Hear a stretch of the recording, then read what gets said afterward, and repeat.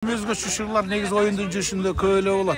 Бизерде оюн менен кошо келатканда кээде талаш тартыштар болуп кетет, кээде жакалашмайлар болуп кетет. Эми бул оюндун шарты жүрүшү, оюн тез темп менен кетет.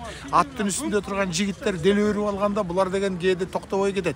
Бирок негизи эреженин негизинде эле сонун керемет оюнду өткөрүшөт.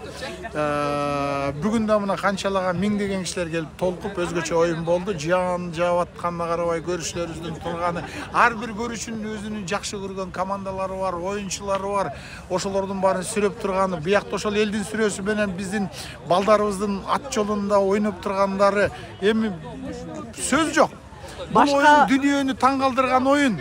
Мындай оюнду деген билесизби, канадалыктар келип таң калып кеткен, мен айтып эле жүрбөймүнбү? Минтип айткан, Канададан келген бир чоң коногубуз.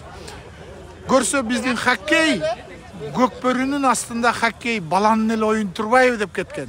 Мына салыштырмалыкты көрдүңбү? Демек кандай баа берилген?